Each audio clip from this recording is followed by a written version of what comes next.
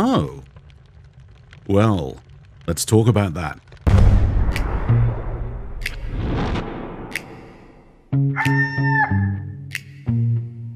Hey, you beautiful Buccaneers, Falcore here. So in case you have missed it, there has been an underlying story of sorts with this update. The smugglers are yet to reveal their client, the person who they very first met when they came into the Sea of Thieves. Or at least the person who promised them the Hourglass Curse if they helped them out. We still don't know who this person is yet, but the game has been hinting it to us bit by bit. Now, for those of you who watched my previous video on this subject, I laid a theory down that the client could be Pendragon, and golly gosh darn it, I'm going to say it, that was a good theory. But unfortunately, the wrong theory, as the game has been hinting to us that a certain group of outcasts, or at least one of them, is the client. Those outcasts being the Dark Brethren. How do I come to this conclusion? Well, from the very first moment the smugglers were revealed and the entire community collectively sighed, they spoke of their deeds within Wanda's hideout.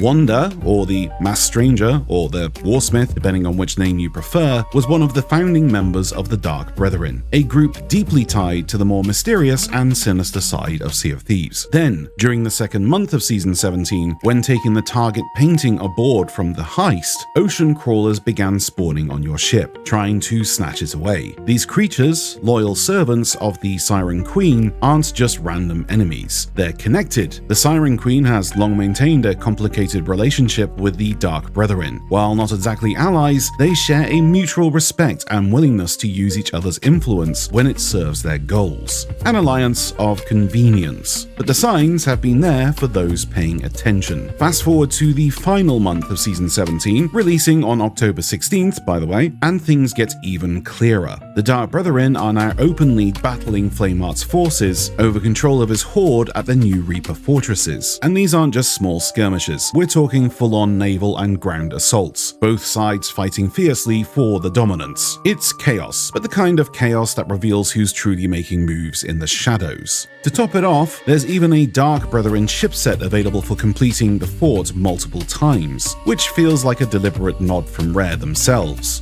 And if all that isn't enough to convince you, then perhaps this last piece of evidence will. On the current Insider build, Wanda's hideout has had a little renovation. Out with the old and dreary reds and in with the rich, luxurious purples. This stunning home boasts elegant candlelight, beautiful mahogany furnishings, and shelves lined with literature that give the space an unmistakable air of refinement, featuring 2 cozy bedrooms, a charming kitchen area, and a prime location within the Sea of Thieves. This property offers both comfort and prestige, with nearby shops and all the amenities you could ask for. It's the perfect blend of style and convenience, and an absolute steal at just 100 million gold. And then there are the masks, Dark Brethren masks to be precise. But why the sudden change in appearance? And what makes me think this ties back to the smugglers? Well, this is exactly where all the clues have been leading us, piece by piece. Oh, plus this area literally has a smuggler's flag in it now, so that's, well, I mean, there it is. That's the one. There. Whoop. So the smugglers have been quietly feeding us bits of information all throughout Season 17. Solomon, for instance, let slip that while he may be seen as the leader, it's actually Lottie who's truly in charge at the moment. The one calling the shots behind the scenes, and the mastermind who brokered this deal with the mysterious client. Now we already know, thanks to this clip from the podcast, who their client actually is, and that's something that players can unravel somewhat throughout the season, but I don't want to say too much. No, I think it's fair not to say too much. And just again, pulling back to the NDA lift, we're not going to put absolutely everything through the Insider program process because I think we still want a little bit of an ability to surprise our players, right? Yes. And we won't say any more on that. A secret is coming. And really, what other secret could remain besides the true identity of this elusive client? It's also worth noting that several of the smugglers hint that one day they might trust us enough to let us join their ranks, and that Lottie herself may reveal more to someone who looks the part. Now believe me, I've tested that theory every way imaginable, wearing every combination of smugglers' cosmetics, switching up ship liveries, docking in specific places, even bringing her loot while dressed to impress. Nothing she still won't say another word. The game is teasing us, deliberately holding something back. It's clear that once we truly look the part, Lottie will finally open up, and my theory? In the final month of Season 17, a new commendation will unlock, one that rewards us with a specific cosmetic, perhaps a ship set, a piece of clothing, or even a unique trinket. Once equipped, it'll be the key that earns Lottie's trust, prompting her to reveal the next stage of the story.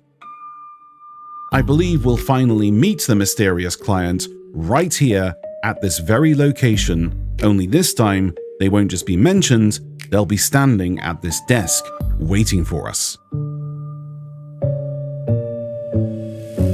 But who is the client, I hear you ask? Well, at this point, only two theories remain. Thanks to the journal found within the heist fortress left behind by the Servant of Flame, we've learned that the reason these smugglers are collecting these bespoke paintings is because Flameheart has hidden his plans and the locations of his discoveries from the orbs inside them.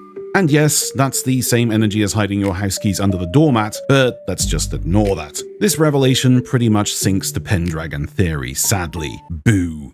Now, the hideout is filled with variations of Wanda's mask, sure, but I hardly doubt the client is Wanda herself. She's literally a skeleton. And that's too obvious, to be honest. It's hard to imagine the smugglers, newcomers to the Sea of Thieves, cutting deals with the undead. No, whoever the client is, they need to be someone familiar, someone human, someone the smugglers could actually trust. That narrows it down to just two possible faces. Amaranta, the ex-Sea Dog and known member of the Dark Brethren, or Duke, the beloved rogue we've all been wondering about. Between those two, let's just say I think we all know who people would rather see step out of the shadows.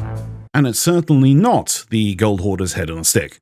Now, of course, there's always the chance that Rare is leading us on a wild goose chase, or, in true pirate fashion, a cookie crumb trail straight into the wrong bear cave. The clients could still turn out to be anyone, maybe even someone we haven't considered yet, but I'm planting my flag in the sand here, and I'm saying it's either Duke or Amaranta at this point. Everything I've laid out fits too neatly for it to be anyone else. So I think on October 16th, a hidden commendation for the smugglers will appear. To unlock it, you'll need 100% completion on every smugglers related challenge. Once done, it'll trigger a secret mini quest, one that finally lets us meet and speak with a mysterious client face to face, right here in the newly refurbished Wanda's hideout. That's my theory, and I'm sticking to it.